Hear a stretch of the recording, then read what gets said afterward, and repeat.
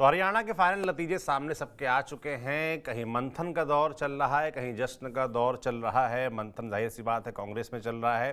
कांग्रेस नेता राहुल गांधी का ट्वीट भी इस बीच सामने आ गया है, जिसमें उन्होंने हरियाणा का जिक्र भी किया है। उन्होंने कहा हम हरियाणा के अप्रत्याशित नतीजे का विश्लेषण कर रहे हैं, अनेक विधानसभा क्षेत्रों से आ रही शिकायतों से चुनाव आयोग को अवगत कराएंगे। तो आप देखिए, चुनाव आयोग के पास जाने के लगातार कल से आप सुन ही रहे हैं, भूपेंद्र सिंह हुड्डा बोल रहे थे कि हमको कई जगह शिकायत मिली है, हम चुनाव आयोग के पास जाएंगे। राहुल गांधी ने भी उसी बात का जिक्र कर दिया है। इस बीच खबर ये भी है कि नायब सिंह सैनी, जो कि हरियाणा के मुख्यमंत्री हैं, एक बार फिर से शपथ लेंगे, ऐसे कयास लगाए जा रहे हैं। और इस बीच वो प्रधानमंत्री नरेंद्र मोदी से मिले और नरेंद्र मोदी ने इसको लेकर ट्वीट भी किया। इसमें लिखा है कि हरियाणा के मुख्यमंत्री नायब सिंह सैनी से मिला, विधानसभा चुनाव में भाजपा को मिली ऐतिहासिक जीत के लिए उन्हें बधाई और शुभकामनाएं दी। मुझे विश्वास है कि विकसित भारत के संकल्प में हरियाणा की भूमिका और महत्वपूर्ण होने जा रही है। इस तरह का ट्वीट किया है। इस मुलाकात के बाद नायब सिंह सैनी ने मीडिया से क्या बात की, पहले आपको वो सुनवा देते हैं। जो श्रेय है वो श्रेय आदरणीय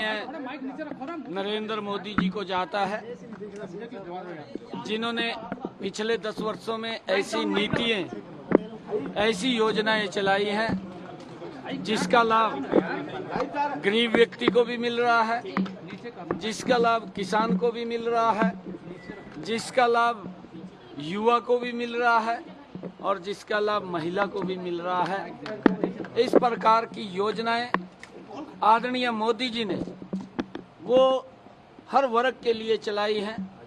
उसका परिणाम है, उन नीतियों का परिणाम है, मोदी जी की ये लोकप्रियता का परिणाम है।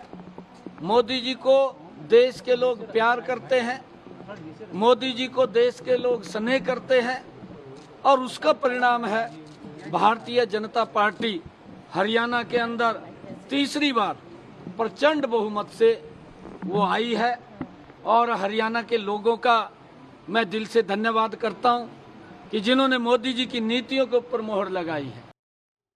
तो ये थे नायब सिंह सैनी। प्रधानमंत्री से मिलने के बाद वो नरेंद्र मोदी को क्रेडिट दे रहे थे इस पूरी जीत का और हरियाणा की जनता को शुभकामनाएं, बधाई दे रहे थे। अब शपथ ग्रहण की चर्चा है कि दशहरे तक हो सकती है, नायब सिंह सैनी फिर से मुख्यमंत्री बनेंगे, ऐसी बातें निकल के आ रही हैं, छन के आ रही हैं मीडिया के सामने।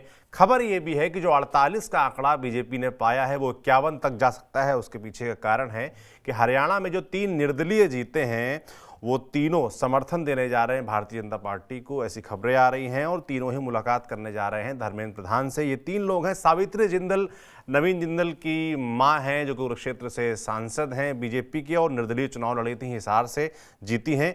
बहादुरगढ़ से राजेश जून जीते हैं चुनाव और वो बीजेपी को समर्थन देने जा रहे हैं। देवेंद्र काद्यान गुन्नौर से जीते हैं, जिनका बीजेपी ने टिकट काट दिया था। उसके बाद उनके रोने की फोटो तस्वीरें भी आई थी, इमोशनल अपील की थी और वो भी गुन्नौर से चुनाव जीत गए, वो बीजेपी के समर्थन करेंगे। तो इस तरीके से बीजेपी का आंकड़ा जो है वो पहुंच जाएगा 51। वहीं कांग्रेस 37 सीटों के साथ जो उसके पास इस चुनाव में जीतने का मौका था वो गंवा चुकी है। और उसके बाद से लगातार चर्चा होने लगी तमाम फैक्टर्स की कि आखिर कांग्रेस पार्टी चुनाव क्यों हारी, बीजेपी क्यों जीती। हम लगातार चर्चा कर ही रहे थे, पर अब चर्चा करेंगे कांग्रेस चुनाव क्यों हारी, क्योंकि इसके साइड इफेक्ट्स भी नजर आने लगे हैं।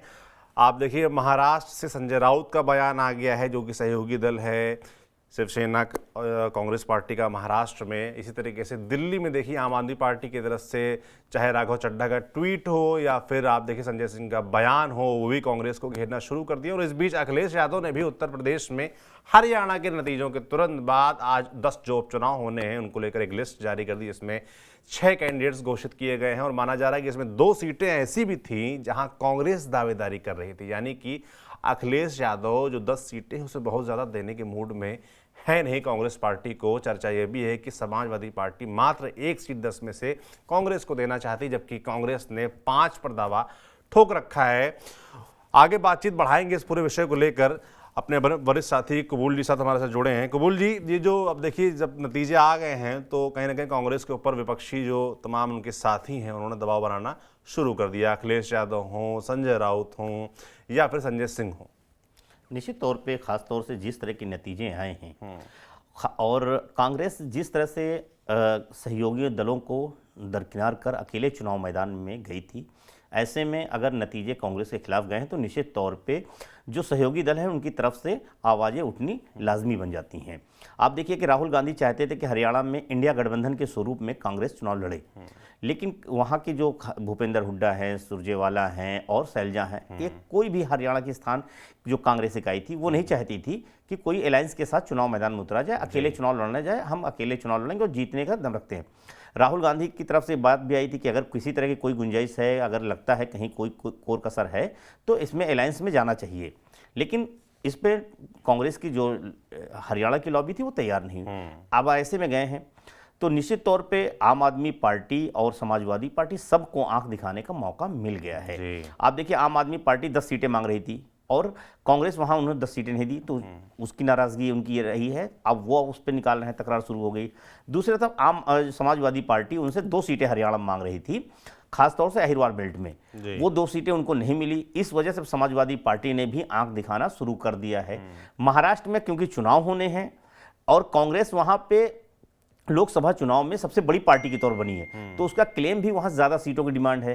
तो वो अब हरियाणा के नतीजे के बाद महाराष्ट्र में इसका जो साइड इफेक्ट है वो दिखने लगा है और शिवसेना जो है अब वो प्रेशर बनाने लगी है। खास तौर से उद्धव ठाकरे लॉबी की तरफ आप देखें तो आप जो है वो कल प्रियंका चतुर्वेदी का ट्वीट हो या आज संजय राउत का बयान आना हो, कहीं ना कहीं वो ये बात सीधी है कि हरियाणा की राजनीतिक जो हार की तपिश है उसकी जो हाथ उसमें सेकने का काम हो रहा है, वो सेकने का काम महाराष्ट्र में हो रहा है, क्योंकि अगला जो चुनाव होना है अगला बड़ा चुनाव जिस पर पूरे देश की नजर रहेगी, जैसे हरियाणा पे थी, जम्मू कश्मीर पे थी, वैसे महाराष्ट्र पे रहने वाली है और चुनाव की घोषणा मुझे लगता है बहुत जल्द होने भी वाली, जिसकी चर्चा हम लोग कर रहे थे कि संजय राउत को जिस तरीके से बयान आया, एक बार संजय राउत को बयान आपको सुना देते हैं।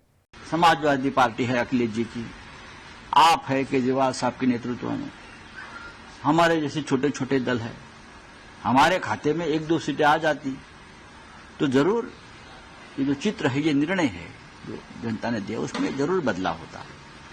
मैं ये मानता हूं कि भारतीय जनता पार्टी ने जो चुनाव लड़ा है वो बहुत ही बेहतरीन तरीके से लड़ा है। हारी हुई बाजी बीजेपी ने जीत ली, ये मान्य करना पड़ेगा। और कांग्रेस तो जीत रही थी, ऐसी कोई व्यक्ति नहीं मुझे मिली देश में कि जो बोल रही थी, या पत्रकार हो या सर्वे की तो बात नहीं करूंगा कि बीजेपी आ रही है, लेकिन बीजेपी आ गई। उनकी एक यंत्रणा है, उनका एक सिस्टम है, उनका एक मैनेजमेंट है, उनको मानना पड़ेगा। बिल्कुल, आपने देखा कैसे संजय राउत सवाल खड़े कर रहे थे खासतौर पर इंडिया गठबंधन को लेकर कि अगर आम आदमी पार्टी को समाजवादी पार्टी को एडजस्ट किया गया होता, उनको कुछ सीटें दी गई होती तो शायद नतीजे कुछ और होते। उन्होंने ये भी कहा कि देखिए मैंने तमाम लोगों से बातचीत की, चर्चा की और सभी जगह सब लोग कह रहे थे कि हरियाणा में कांग्रेस आ रही है, मगर ऐसा नहीं हुआ। तो कहीं ना कहीं उसके पीछे ये कारण रहे हैं। और देखिए जाहिर सी बात है कि आरोप प्रत्यारोप का दौर शुरू हो गया है, कांग्रेस को उसके ही घटक दल घेरना शुरू कर चुके हैं और उसी का नतीजा है ये बयान। देखिए सौरभ भाई, इसमें एक साफ बात है कि जब आप मजबूत होते हैं तो आप जब मजबूत होते हैं तमाम चीज़ें आपकी खामियां भी दब जाती हैं, लेकिन जब आप कमज़ोर होते हैं तो जो खास तौर से दूसरे लोग होते हैं उनको मौका मिल जाता है। और हरियाणा के चुनाव के नतीजों ने, आप देखिए अगर विधानसभा चुनाव से ठीक पहले समाजवादी पार्टी को सीटें नहीं दे रहे थे, 1 सीट देने के तैयार हुए, अखिलेश यादव ने उस पर एग्री नहीं हुए। अखिलेश यादव का हम बिना शर्त के हरियाणा में समर्थन दे रहे हैं हम, और उन्होंने बाकायदा इसके लिए एक प्रेस नोट भी जारी कर दिया और बयान भी दे दिया। लेकिन क्या हुआ, हरियाणा के नतीजे आए, अखिलेश यादव प्रचार में भी नहीं गए।